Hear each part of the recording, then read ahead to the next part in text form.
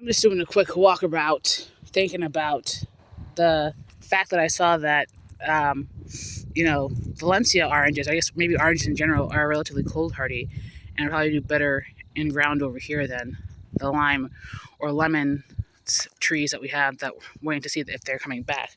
Anyway, here are 3 figs in pots, and I think actually she's budding up. This is what I wanted to show. Looks a whole lot better than the one in ground that always looks like it's going to die and then pop back out. But these look like they've budded up all around. I don't know if they budded up and then a frost killed them, if this is still just a budding up phase. So, there's a bunch of, I'm not even sure what this is. Okay, is this an old limb? I don't know. There's a bunch of old marigold things in here.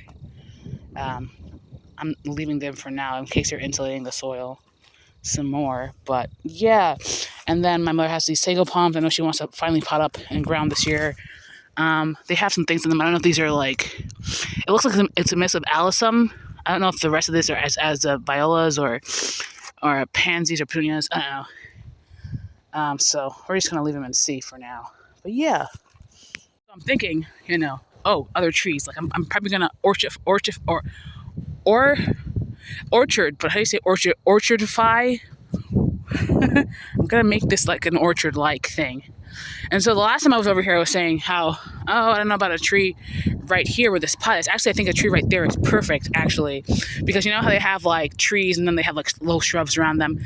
Like this won't necessarily be low shrubs, but depending on the tree, if it's limbed up tall, I think it'll be nice. So I think a tree right there would be perfect. Also, I'm forgetting that the area as marked by the pine cones is not actually representative of the plant and where it actually is in either case.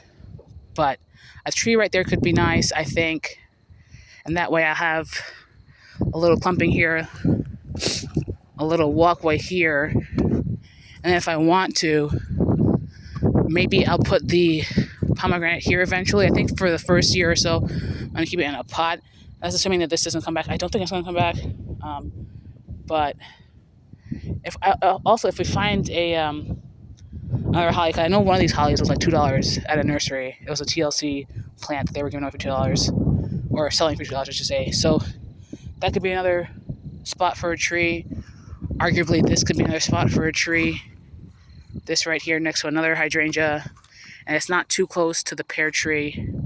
And I think over there by that loropetalum, I might have a tree or two over there, even in that corner in front of the loropetalum, but definitely over there I could have another one. So thoughts. And then also this whole area, my idea was to make this back an orchard, but I think sometimes the delivery trucks drive into this, because I know they've been driving into this, which is fine because this is not necessarily absolutely being used. But there are also some trees on the edge here that I wanted to keep as trees, and maybe try and like train them like an asphalia type thing. But they're like, are these persimmons? I think they're persimmon trees. I'm not sure.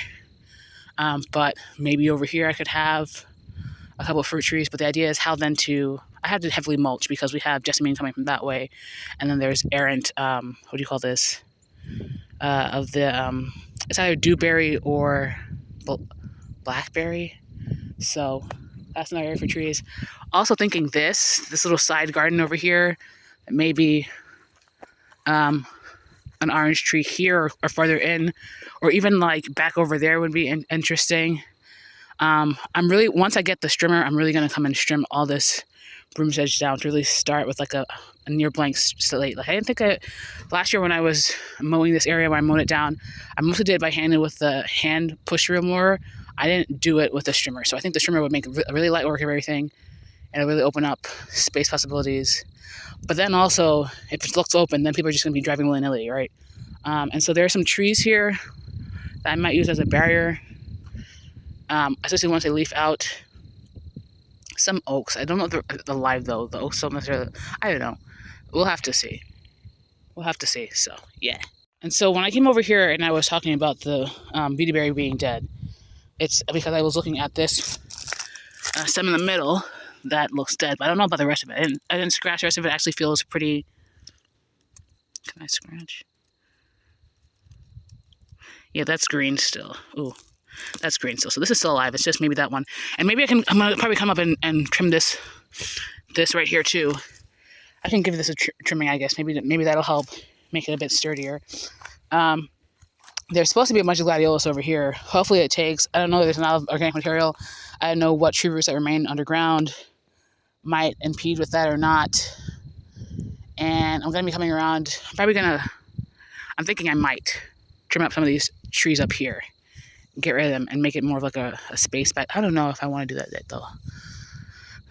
I don't know if I want to do that yet. Anyway, anywho, I didn't get it, and I didn't use it for a while. But once I got to using it, I'll use it everywhere. And so, once I get some line for the trimmer, we're going to town, babes. We're going to town. But that's not like a needed thing for a while anyway. Yeah.